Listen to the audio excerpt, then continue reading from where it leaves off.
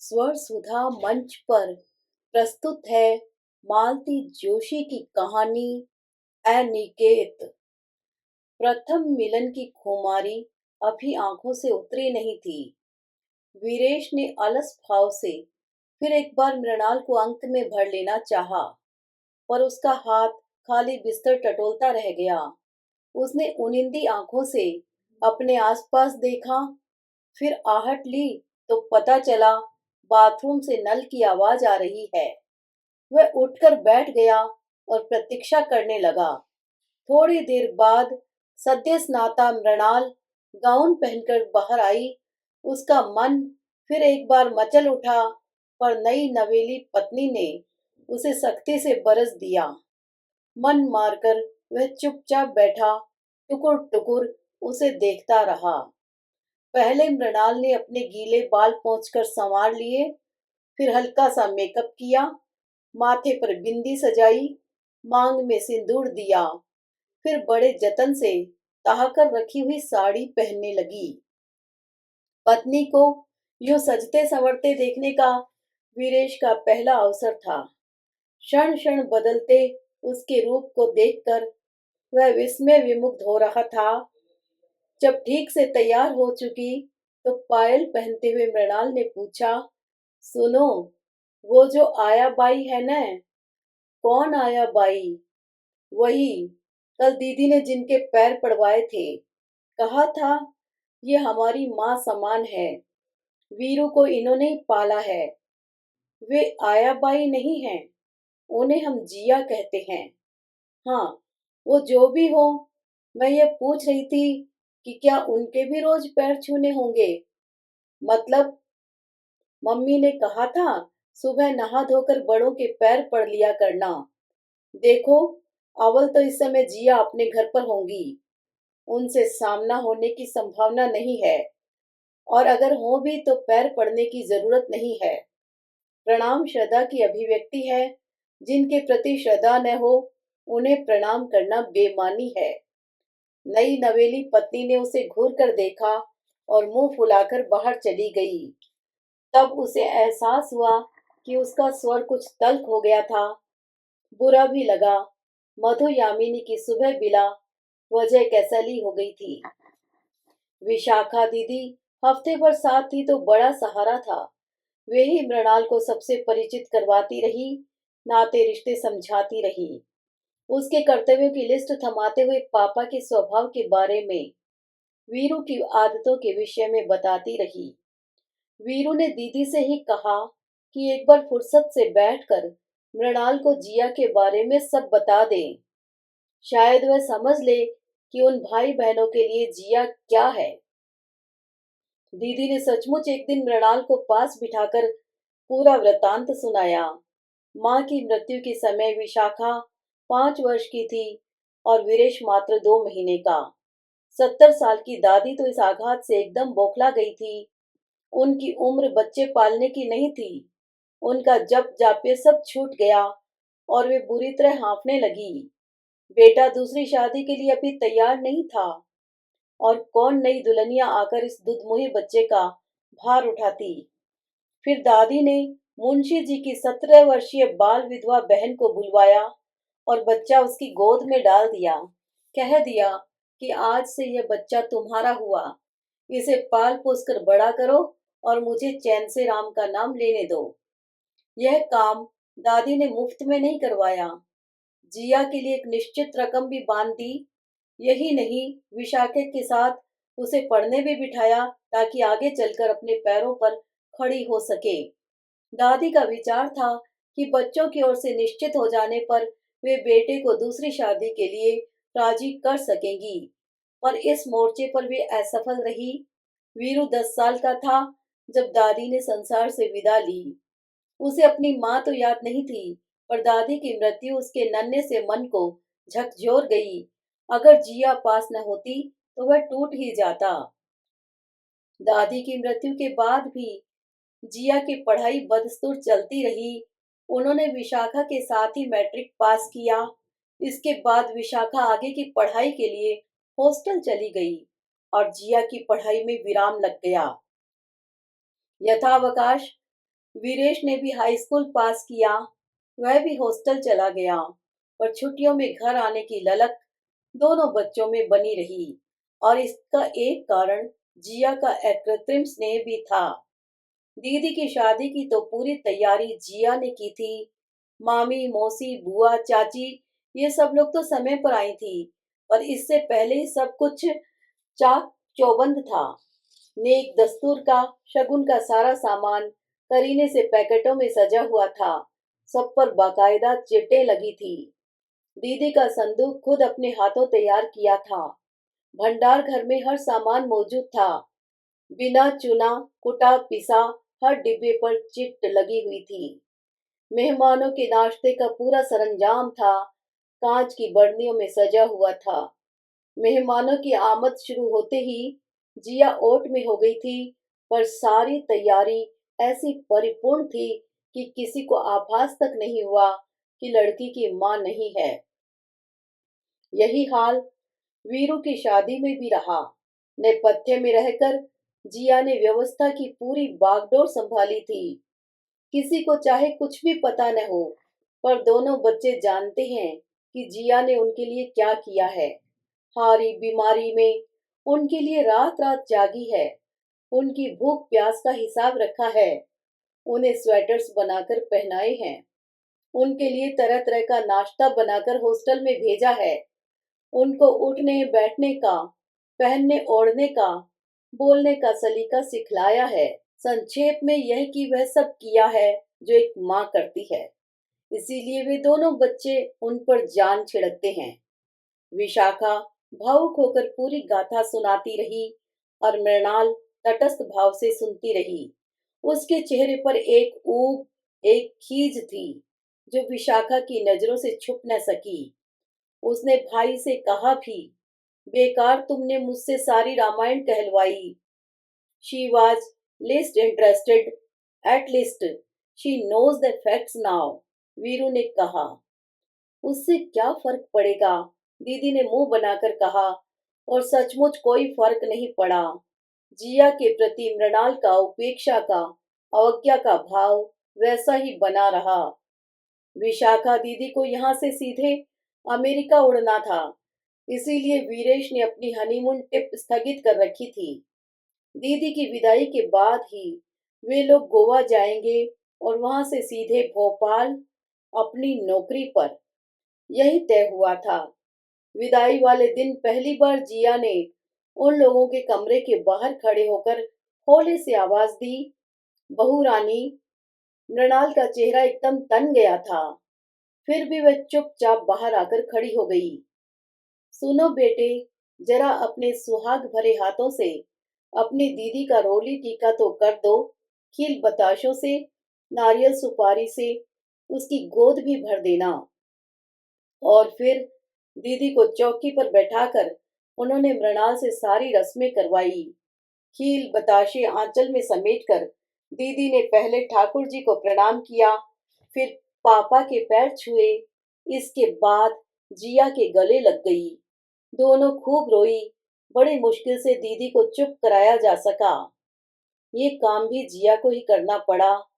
10 हिदायतें देकर उन्होंने दीदी को विदा किया। पापा, वीरू और मृणाल गेट तक छोड़ने गए। जिया ओट में खड़ी साश्रु नयनों से देखती रही। जाते समय विशाखा बार बार जताकर गई थी, पापा अब जल्दी से अपना पासपोर्ट बनवाइए। आपको मेरे यहाँ आना है और पूरे 6 महीने तक रहना है। अब वीरू की शादी हो गई है, अब आपका कोई बहाना नहीं चलेगा। अगले 4 साल तक न विशाखा ही आ पाई, न पापा का जाना ही हो सका। पापा जाने का मन नहीं बना पाए क्योंकि बहू का पांव भारी था। कुणाल के जन्म के बाद तो वे पोते के मुंह में ऐसे बंध गए कि बेटी से किया हुआ वादा भी भूल गए। भोपाल उन्हें कभी अच्छा नहीं लगा था, पर कुणाल के लिए उनके बार बार चक्कर लगते रहे। वीरेश उनके पासपोर्ट की व्यवस्था कर ही रहा था कि एक दिन अचानक उन्होंने दूसरा ही टिकट कटा लिया। वो तो अच्छा हुआ कि वे भोपाल आए हुए थे, इसलिए उन्हें तुरंत दक्ष डॉक्टरों की सेवा मिल गई। वीरू ने उन्हें सबसे अच्छे नर्सिंग होम में भर्ती कर दिया था। डॉक्टरों की पूरी टीम उन्हें बचाने का जी तोड़ प्रयास कर रही थी, पर सब व्यर्थ हो गया। बस यही संतोष रहा कि जो कुछ किया जा सकता था, सब किया। यही अटैक अगर गांव में आता तो क्या होता? पापा की अंतिम क्षणों की छटपटाहट वीरू को आज भी याद है। नर्स, डॉक्टर्स सब समझ रहे थे कि चला चली की बेला है, पर अपनी ओर से औपचारिकताएं निभाए जा रहे थे। समझने को तो वीरू भी समझ रहा था और यही चाह रहा था कि जो कुछ होना है शांति से हो जाए। पापा की बेचैनी देखी नहीं जा रही थी। वह उनकी पलंग पर बैठ गया। अपने दोनों हाथों में उनका हाथ लेकर सहलाते हुए उसने कहा, पापा, आप दीदी के लिए व्याकुल हो रहे हैं न? मैंने फोन कर दिया है। बस आजकल में वह पहुंचते ही होगी। पापा की भावशून्य आंखें उसे घूरती रही। पापा, आप इत्मीनान रखिए। मेरा घर दीदी के लिए हमेशा खुला रहेगा। उसे वहां भी वही आदर, मान और प्यार मिलेगा। जमीन जायदाद को लेकर भी हम दोनों के बीच कोई विवाद नहीं होगा। वह जो चाहेगी, जितना चाहेगी, मैं खुशी खुशी दे दूंगा। पापा सूनी सूनी आंखों से उसे देखते रह गए। अचानक वीरू के दिमाग में बिजली सी कौंधी। उसने पापा के कान के पास झुककर फुसफुसाकर कहा, पापा, आप जिया की चिंता मत कीजिए। मैं आजीवन उनकी देखभाल करता रहूंगा। वचन देता हूँ। पहली बार पापा की आंखों में कोई भाव उभरा। उनके ओठ फड़फड़ाए। उन्होंने वीरू के दोनों हाथों को उठाकर चूम लिया और आंखें मूंद ली। वैधानिक दृष्टि से तो पापा की मृत्यु उसके 1.5 घंटे बाद हुई, क्योंकि तब तक सांस चल रही थी। पर वीरू जानता है, मन से वह असत्य का बोझ हटते ही पापा चिर निद्रा में चले गए। बाकी सारे संस्कार तो खैर गांव में ही होने थे। 13 दिन तक वीरू को दम मारने की फुर्सत नहीं थी। दीदी के आते ही उनसे गले लगकर फूट फूट कर रोया था। उसके बाद तो रोने का भी अवकाश न रहा। सारे कार्यक्रम निर्विघ्न समाप्त होने के बाद ही वह चैन की सांस ले सका। अब भोपाल वापस लौटना था। उसकी समझ में नहीं आ रहा था कि यहाँ का तामझाम कैसे समेटे, क्या व्यवस्था करे। नौकरों की एक पलटन थी, आधा दर्जन गायें थी, 2 कुत्ते थे, एक घोड़ा था, एक शेवरलेट कार थी। एक अकेले इंसान की जाते ही सारी चीजें एकदम बेमानी हो गई थी। उसे सबसे ज्यादा चिंता थी जिया की। बार बार पापा को दिया हुआ वचन याद आ रहा था। आखिरकार उसने हिम्मत करके पूछ ही लिया, मृणाल, जिया को साथ ले चलें? जिया को? क्यों? यहाँ रहकर भी क्या करेंगी? वहां रहेंगी तो कुणाल से उनका जी बहला रहेगा। तुम भी निश्चिंत होकर क्लब में या किसी पार्टीज में जा सकोगी। सो तो ठीक है, पर रखेंगे कहाँ? सर्वेंट क्वार्टर तो चौकीदार को दिया हुआ है। खाली करवाएंगे तो मेरी मुसीबत हो जाएगी। उसकी बीवी मेरा पूरा काम करती है। तुम जिया को सर्वेंट क्वार्टर में रखोगी? यहाँ भी तो आउट हाउस में रहती है। वह आउट हाउस नहीं है, भरा पूरा घर है। वहां उनका पूरा परिवार रहता था। तो परिवार के साथ ही रहे न। मैंने कहा कि पूरा परिवार रहता था। वीरेश ने था शब्द पर जोर देते हुए कहा। अब तो पूरा परिवार बिखर गया है। भाई भाभी बहुत पहले ही चल बसे थे। एक भतीजा कुवैत में है, एक दक्षिण भारत में कहीं है। माँ बाप के जाने के बाद दोनों ने कभी पलटकर इधर का रुख नहीं किया। एक बहन है जो खुद ही अपनी बेटी के घर पड़ी हुई है। जिया वहां तो कभी नहीं जाएगी। तो ओल्ड होम में रखवा दो ने। ओल्ड होम मतलब वृद्धाश्रम में? क्यों, क्या हर्ज है? सुना है वहां गरीब बेसहारा बुजुर्गों की अच्छी तरह देखभाल होती है। वीरेश ने कहना चाहा कि जिया न तो गरीब है और न बेसहारा, पर उसने चुप रहना ही श्रेष्ठकर समझा। वह प्रसंग वहीं समाप्त हो गया। हर बार की तरह मुंशी जी गांव से आए हुए थे। अपने साथ घर का घी, आम, साग सब्जी आदि लेकर आए थे। जाते समय वीरेश ने पूरे अमले का खर्च उन्हें सौंप दिया था। मृणाल हमेशा की तरह यह देखकर कसमसा रही थी, पर इस बार उससे रहा नहीं गया। मुंशी जी के जाते ही उसने कहा, सुनो, हम कोई राजा महाराजा नहीं हैं जो बिना बात के इतना बड़ा एस्टेब्लिशमेंट पालते रहे। आपको नहीं लगता कि यह खर्च एक तरह से फालतू है? फालतू क्यों है? इतना बड़ा मकान क्या लावारिस छोड़ा जा सकता है? चौकीदार न रखे तो लोग दरवाजे खिड़कियां उखाड़ कर ले जाएंगे। चोर उचक्के घर के बर्तनों पर हाथ साफ कर देंगे। माली न रखें तो लोग बगीचा नोच खाएंगे। चरवाहा न रखें तो गायें भूखी मर जाएंगी। और इन सब की देखभाल मेरे वश की नहीं है, इसलिए मुंशी जी को भी नहीं हटाया जा सकता। इसीलिए तो कहती हूँ कि कोई परमानेंट व्यवस्था करो न, ताकि ये हर महीने का झंझट ही समाप्त हो जाए। क्या व्यवस्था करूं? जानवर बेच सकता हूँ, गाड़ी ठिकाने लगा सकता हूँ, पर मकान का क्या करूं? उस छोटे से कस्बे में इतनी बड़ी हवेली के लिए किराएदार कहाँ से लाऊं? तो बेच दो।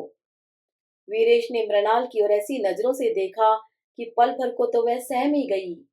फिर भी साहस बटोरकर अपनी बात पर जोर देते हुए उसने कहा, देखो, वी मस्ट बी प्रैक्टिकल। इतनी बड़ी प्रॉपर्टी वहां पड़े पड़े बर्बाद हो रही है। इससे तो अच्छा है बेच दो ना, यही ना? क्या तुम पापा की बरसी तक भी इंतजार नहीं कर सकती? ओफो, मैं कोई आज ही बाजार में खड़े होने के लिए कह रही हूँ क्या? पर इस दिशा में सोचना तो शुरू कर सकते हो। इतनी बड़ी प्रॉपर्टी का खरीदार कोई एक दिन में नहीं मिल जाएगा, महीनों लग सकते हैं। पापा जी की 2-3 बरसें निकल जाएंगी। डैडी कह रहे थे कि कम से कम 2 करोड़ तो मिलना ही चाहिए। तो इतना देने वाली पार्टी भी तो ढूंढनी पड़ेगी। वीरेश समझ गया कि आग किसकी लगाई हुई है। उसे गुस्सा तो बहुत आया, पर जब्त करके बोला, आधा दीदी को देना पड़ेगा, याद रखना। तो दे देंगे, और उन सब लोगों को कंपनसेशन देना पड़ेगा जिन्हें हम नौकरी से या घर से निकालेंगे। जिया को छोड़ दो, पर बाकी लोग तो अपना हक मांगेंगे ही। तो दे देंगे भाई, फिर भी हमारे पास 70-80 लाख तो बच ही जाएंगे। उतने रुपयों में हम यहाँ एक आलीशान बंगला बनवा सकते हैं। और सुनो, बंगले के कंपाउंड में हम तुम्हारी जिया के लिए एक वेल फर्निश्ड आउट हाउस भी बनवा सकते हैं। खुश? वीरेश कुछ नहीं बोला। आउट हाउस में यानी कि घर के बाहर तो जिया जिंदगी भर रहती आई है। उसका अरमान तो उन्हें ससम्मान घर के अंदर लाने का था। पर मृणाल का रुख देखकर समझ गया कि यह संभव नहीं है, कभी संभव नहीं होगा। मृणाल ने उसकी उदासी को लक्ष्य नहीं किया। वह तो भविष्य की योजनाएं बनाने में व्यस्त थी। उन योजनाओं पर अपनी असहाय स्वीकृति की मोहर लगाने के अतिरिक्त उसके पास कोई चारा न था। हवेली का सौदा अंततः हो ही गया, और ठीक ठाक ही हुआ। जयपुर की एक बड़ी पार्टी ने सौदा किया था, जो शायद वहाँ हेरिटेज होटल किस्म की कोई चीज बनाना चाहती थी। कालांतर में उस पर एक मंजिल चढ़ाने का भी उन लोगों का इरादा था। आम का बगीचा नगर सेठ ने खरीद लिया था, और पुराने माली को भी रख लिया था। दीदी ने सभी कामों के लिए अपनी अग्रिम स्वीकृति बिना शर्त दे दी थी, इसलिए किसी झगड़े झंझट की संभावना ही नहीं थी। बंगले में लगे 4 आउट हाउसेस थे। पुराने मुंशी जी के घर में जिया रहती थी। एक में नए मुंशी जी का परिवार था, एक में पापा के पुराने ड्राइवर स्वर्गीय सलीम अली का परिवार था, एक में महाराजिन रहती थी, जिनका बेटा पापा का नया ड्राइवर था। नए मालिकों को अपने स्टाफ के लिए इन क्वार्टर्स की जरूरत थी, तो खाली कराना जरूरी हो गया। पापा की मृत्यु के बाद से ही मुंशी जी एक नामी वकील के पास काम करने लग गए थे, तो मुआवजे के 2 लाख लेकर वे खुशी खुशी चले गए। यही हाल सलीम अली और महाराजिन के परिवार का भी था। इतनी बड़ी रकम उन्होंने जीवन में पहली बार देखी थी। वीरेश ने नाम मात्र दाम लेकर पुरानी गाड़ी भी महाराजिन के बेटे को दे दी, जिसे वह शादी ब्याह में किराए से चलाकर कमाई कर सकता था। पुराने अमले में जिस जिसने इच्छा जाहिर की, गाय उन्हें दे दी गई। दोनों गार्ड नए मालिक की सेवा में लग गए। कोठी में सामान खचाखच भरा हुआ था। सारा कीमती सामान मृणाल अपने साथ ले गई। कुछ एंटिक फर्नीचर उसने अपने भावी बंगले के लिए रखवा लिया। बाकी का सामान कुछ बंट गया, कुछ बिक गया और कुछ नए मालिकों ने रखवा लिया। एक भरी पूरी गृहस्थी देखते देखते तितर बितर हो गई और वीरेश असहाय नजरों से देखता रह गया। अब बस एक ही समस्या रह गई थी जो सबसे कठिन थी। एक ही सवाल था जो उसके दिल और दिमाग पर हावी था। उसे समझ में नहीं आ रहा था कि उनका क्या करे। महज 2 लाख रुपए देकर वह उनसे मुक्त नहीं हो सकता था, होना चाहता भी नहीं था। अपनी ओर से तो वह उनके लिए खूब अच्छा प्रबंध कर चुका था, पर उनसे पूछना भी जरूरी था। वे कोई सामान की गठरी तो थी नहीं कि जहां मर्जी आई उठाकर रख दी। मृणाल के सामने वह इस प्रश्न को उठाना नहीं चाहता था। जब वह अपने मतलब का सारा सामान लेकर भोपाल लौट गई, तो उसके बाद ही उसने इत्मीनान से बात करने की ठानी। उस दिन रात के खाने के बाद वीरू ने जिया को अपने कमरे में बुला लिया। उसकी छोटी सी पढ़ने वाली मेज अब भी कमरे में थी। अपने सामने वाली कुर्सी पर जिया को बिठाकर उसने पूछा, जिया, क्या तुम यहीं रहना चाहोगी? अगर चाहती हो तो बोलो। मैं जयपुर वालों से बात करके तुम्हारा वाला घर तुम्हारे नाम कर दूंगा। यहाँ इस उजाड़ में अजनबियों के बीच में मैं क्या करूंगी? तो क्या विवेक या विकास के पास जाना चाहोगी? अपने माँ बाप के मरने के बाद उन लोगों ने कभी मेरी खोज खबर ली है? कभी एक पोस्ट कार्ड तक नहीं डाला है। अब एकाएक उनके दरवाजे जाना न उन्हें अच्छा लगेगा न मुझे। तो दीदी से बात करूं? विशु से? ना बाबा, अगर हारी बीमारी में उसे मेरी जरूरत पड़ेगी तो जरूर जाऊंगी, पर हमेशा के लिए उसके घर में पड़ी रहूंगी यह संभव नहीं है। ये सारे उत्तर वीरेश को अपेक्षित ही थे, इसलिए उसे आश्चर्य नहीं हुआ। वह तो बस अपनी बात कहने के लिए एक भूमिका बना रहा था। अब उसने अपनी बात प्रारंभ की। जिया, मैं बस तुम्हारा मन जानना चाहता था। वैसे मैंने तुम्हारी व्यवस्था एक बहुत अच्छे हॉस्टल में कर दी है। अब इस उम्र में हॉस्टल में रहूंगी मैं। वह हॉस्टल उम्र दराज लोगों का ही है। तो सीधे सीधे वृद्धाश्रम कहो न। नहीं, यह वृद्धाश्रम नहीं है, हॉस्टल है। बल्कि यूं कहो कि 3 स्टार होटल है। वहाँ सब संपन्न घरों के लोग रहते हैं। किसी के बच्चे विदेश में हैं, किसी के बच्चे हैं ही नहीं। बड़े बड़े बंगलों में अकेले रहना आजकल खतरनाक हो गया है, इसलिए यहाँ आ गए हैं। कुछ लोग जोड़े से हैं, कुछ का जोड़ा बिछुड़ गया है। अकेलापन काटने के लिए यहाँ आ गए हैं। कुछ लोग इसलिए आ गए हैं कि बेटे बहू उन्हें रखना नहीं चाहते। वीरेश रुककर जिया की प्रतिक्रिया की प्रतीक्षा करता रहा। जब वे कुछ नहीं बोली तो उसने आगे कहा, मैं सब कुछ अपनी आंखों से देख आया हूँ। बहुत ही अच्छी व्यवस्था है। बढ़िया हवादार कमरे हैं। अटैच टॉयलेट्स हैं। हर कमरे में एसी, टीवी, टेलीफोन और छोटा सा फ्रिज है। इंटरकॉम पर फोन करके कमरे में चाय नाश्ता मंगा सकती हो। खाना सबके साथ। हॉल में न खाना हो तो कमरे में मंगवा सकती हो। घूमना चाहो तो छोटा सा बगीचा है, लॉन है। रोज एक डॉक्टर राउंड पर आता है। दिन में और रात में अलग अलग सिस्टर्स ड्यूटी पर रहती हैं। चौबीसों घंटे एक एम्बुलेंस कंपाउंड में खड़ी रहती है ताकि इमरजेंसी में परेशानी न हो। इतना सब कुछ है तो खर्च भी बहुत आता होगा। खर्च की चिंता तुम क्यों करती हो? वह मेरा जिम्मा है।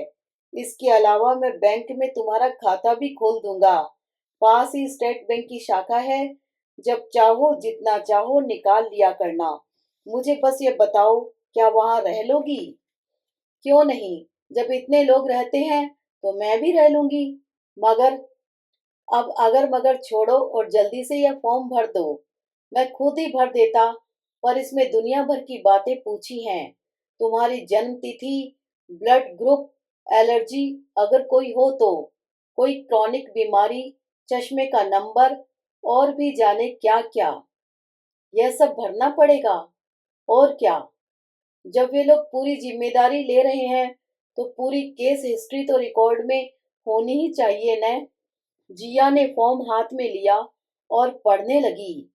उनका नाम सुमित्रा देवी ठीक ही लिखा था, पर पति के नाम का कॉलम पढ़ते ही वे चौंक पड़ी। ये किसका नाम लिख दिया है? वीरू, तूने? पता नहीं था तो मुझसे पूछ तो सकता था। जिया, जिस आदमी की शक्ल तक तुम्हें याद नहीं है, उसका नाम मुझे कैसे पता होगा? तो इसका मतलब तू जो मर्जी आए वही लिख देगा? मैंने कुछ गलत तो नहीं लिखा है जिया?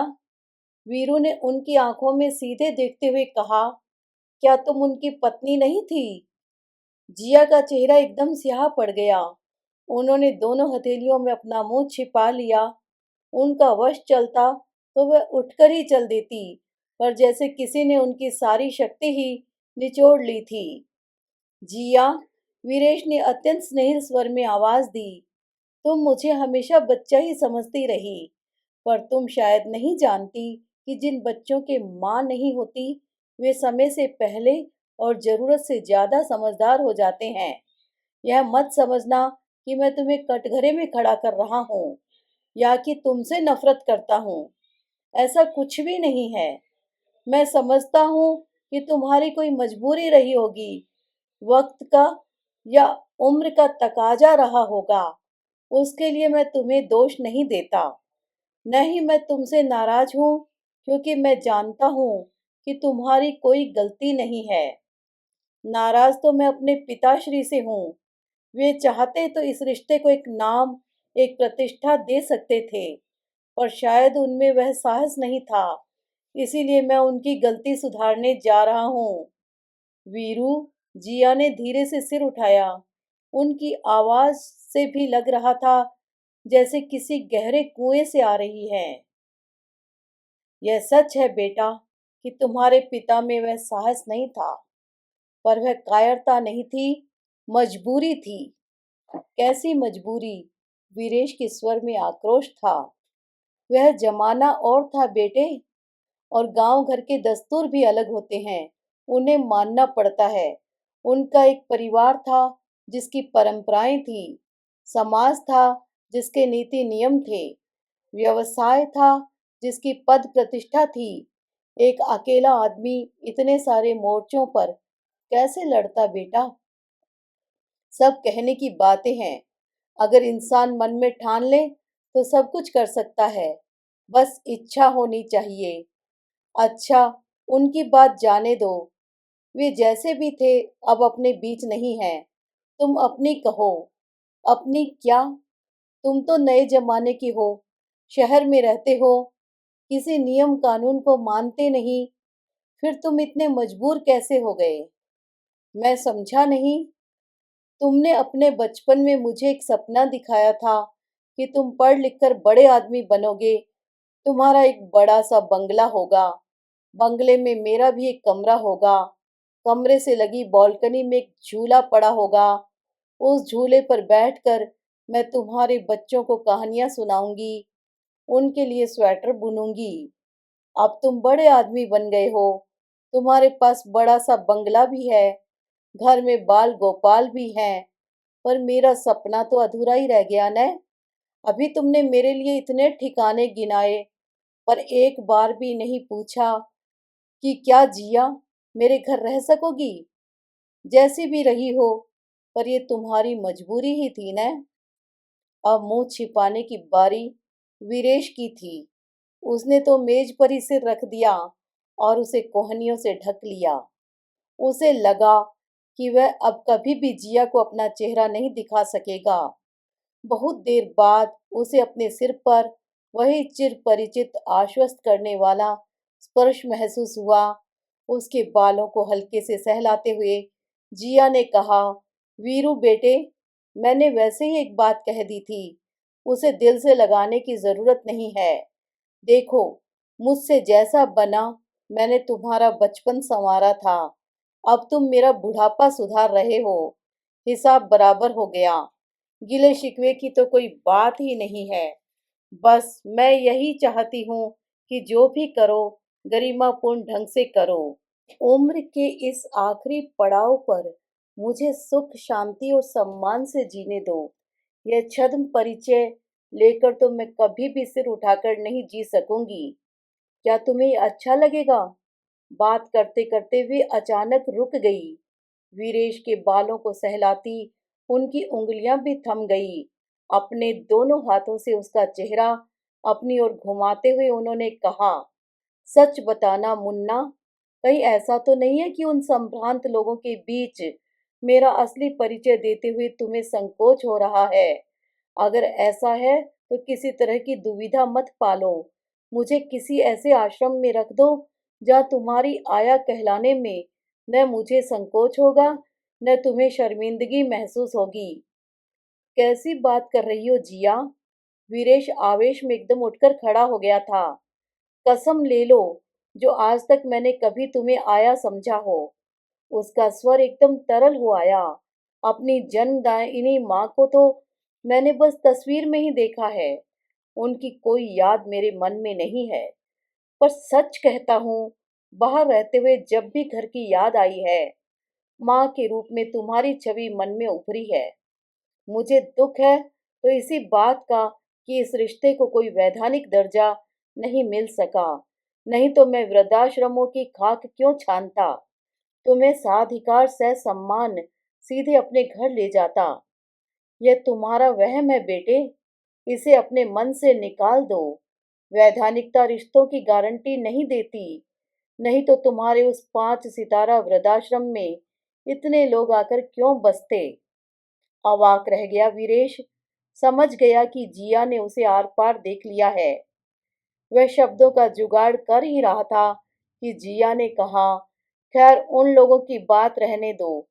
वो उनका जीवन है, जैसा चाहे जिए। तुम अपनी कहो, क्या मेरे वहां रहने से तुम्हें खुशी होगी, तसल्ली मिलेगी? तो यही सही। मैं नहीं चाहती कि मुझे लेकर तुम्हारे मन में कोई अपराध बोध रहे।